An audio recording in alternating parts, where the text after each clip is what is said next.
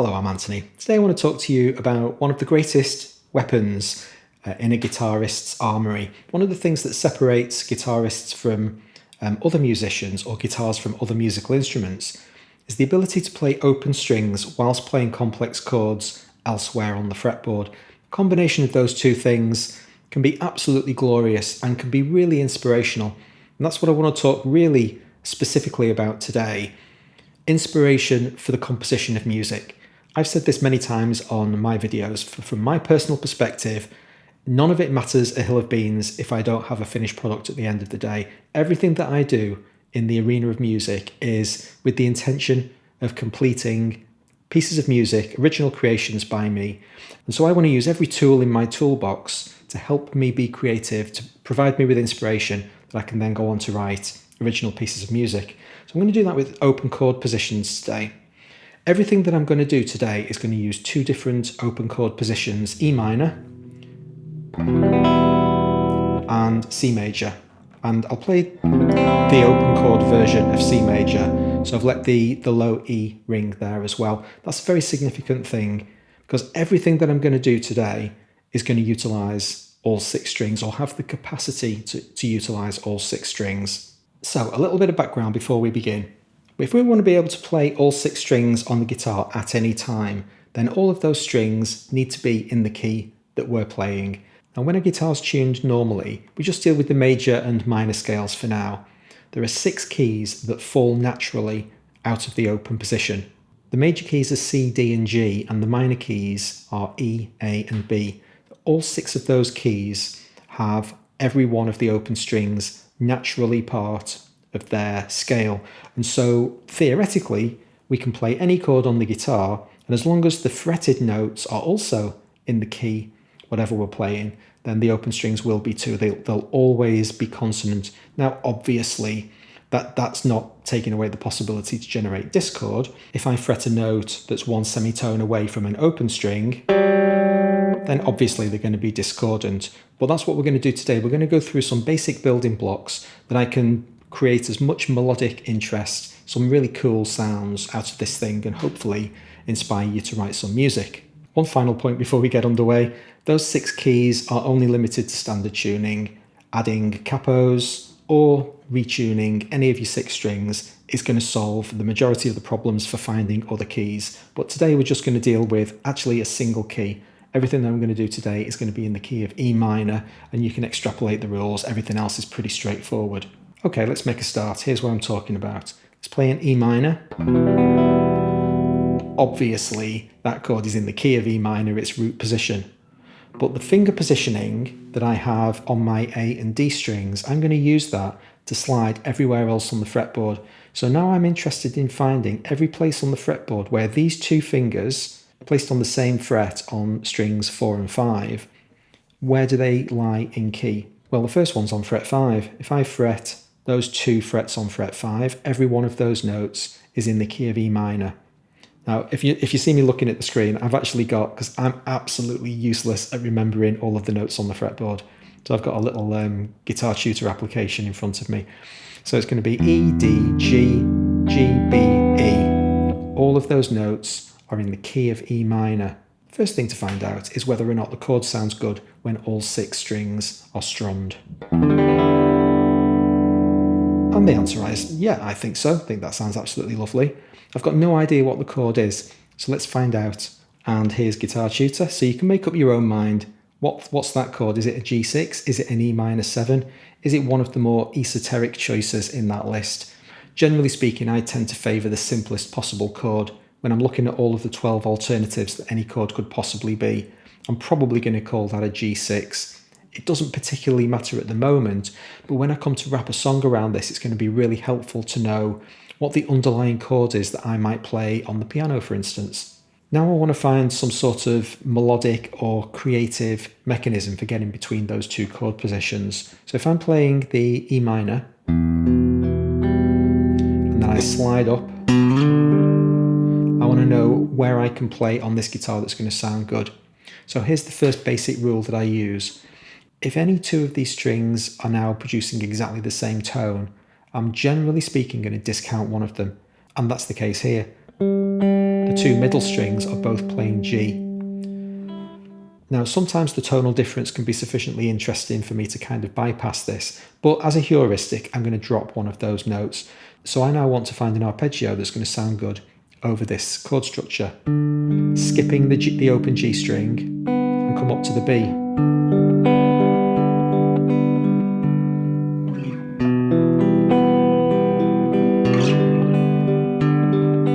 There you go. Immediately musically creative. That's giving me an idea for a piece of music now.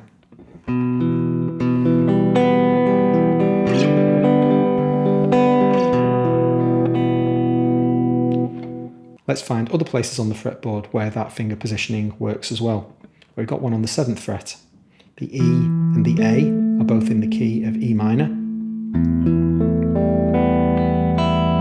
And now we've got a new interesting thing. The fretted note on string 4 is higher than the G. So how am I going to get around that?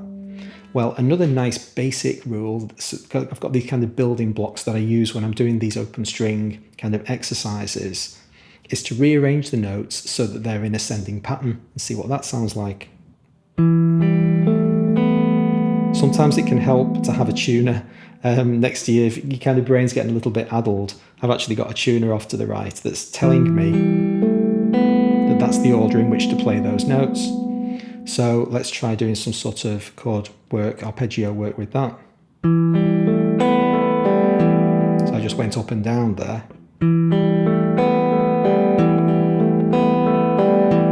That sounded good. And it doesn't matter if sometimes you make a mistake, those mistakes can be happy accidents. Something like that.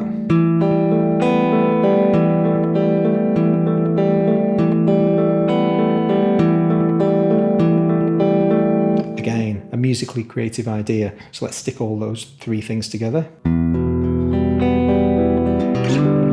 Oh, missing the open G. Shouldn't have tried to talk.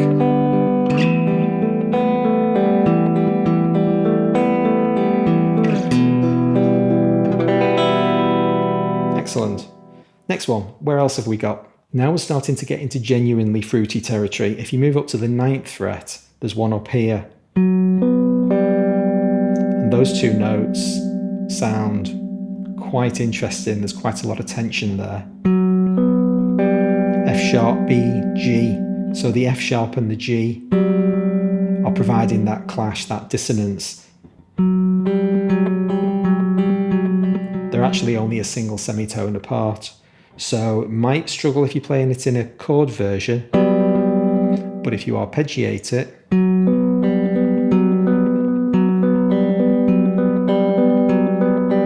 I'm literally just playing 5-4-3-4, 5-4-3-4, so it's really easy fingering, but it makes a really interesting sound. So I've brought in the B string.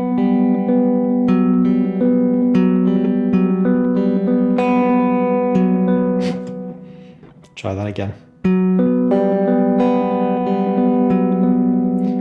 So I'm toggling between basically pedaling on the B, but I'm oscillating between the 2nd and the 3rd string.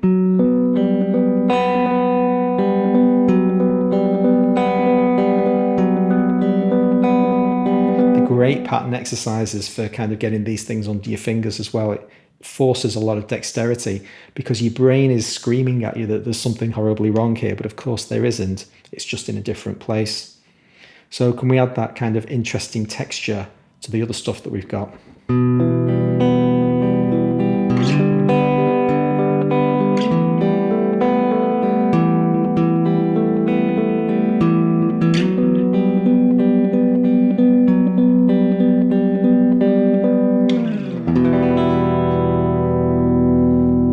Kind of chickened out on that top string up there, but it ended up, once again, it wasn't something I intended to play when I set out to play it, but that's not to say it's not going to end up good. It's not going to be the foundation of a musical idea.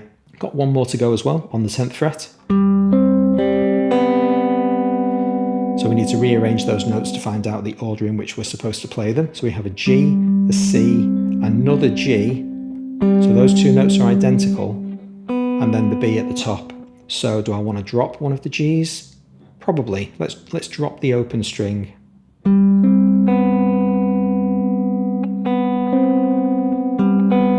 And that's the order in which I'm going to play them. 5, 2, 4.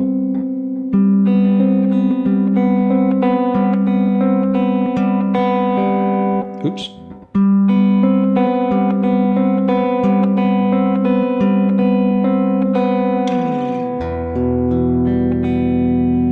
Let's find out what those 3 strings actually are that I was playing then. What's that 3-note arpeggio?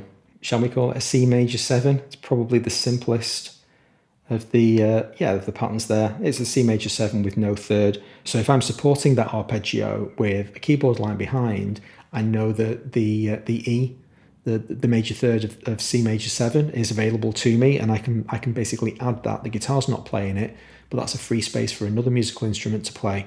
Something that you can always kind of tally up with these chords as we're playing them, just to make sure they're all kind of legal, because everything's legal if it's in the key. It might be dissonant, but it's legal.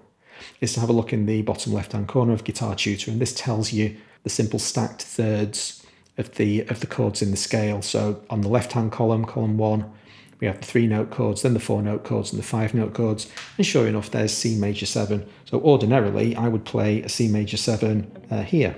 And it's a beautiful chord, and I love it. But now I'm playing it up here.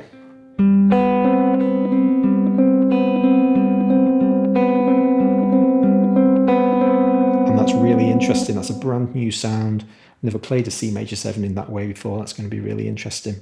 There is one up at the 12th fret as well, but another general rule I employ is that I'm not going to go past 10. I don't want to start wrapping myself around to be playing notes that are a full octave above the note that I would be playing elsewhere. Just too much for my brain to handle, so I generally stop behind the 12th fret. I won't go all the way up there. Now let's try the C major position and see if that works. So there's my full chord. Where else can I put my fingers on the fretboard such that this fingering works? Well, there are 2 of them.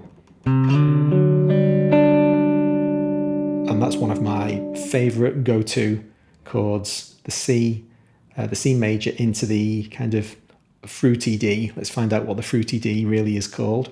It really is fruity. D add 9, add 11 with no fifth. Is it really an A13? I don't know. Does it really matter?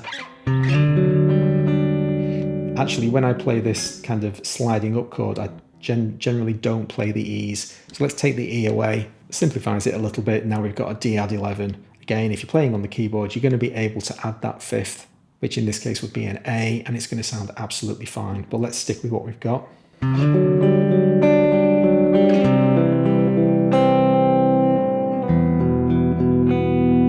Always remember that I'm in E minor. If I'm writing a piece of music, I want to remember that that's my bass. I always kind of want to fall back there every now and again, just to make sure that I know what I'm doing.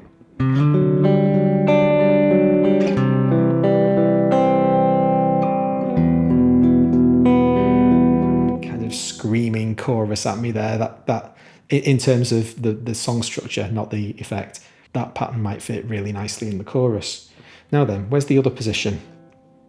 It's all the way up on the 10th fret. So again, apply the basic rules to it. Let's find out what we've got first. The G, B, G. So those, you might want to drop one of those. I have yet another G up here.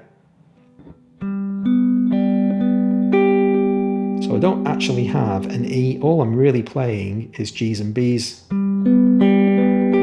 So now I might need to bring in that lower note.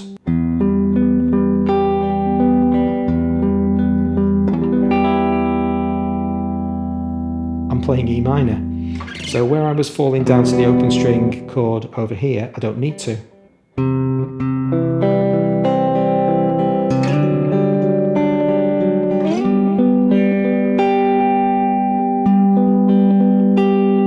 Oh, that's interesting, isn't it? I used the open string version there. Perfect illustration of where these 2 notes that are absolutely identical work really well together in the chord, because that's incredibly easy to play. The whole point of a heuristic is that it's a general rule, My general rule is that I don't play two notes on the fretboard that are identical, but the whole point of heuristics is that you can throw them away if the situation requires. Here's that E minor plugged into Guitar Tutor, just to prove that yes, it really is E minor. Let's put all of that together and see if we can come up with a piece of music.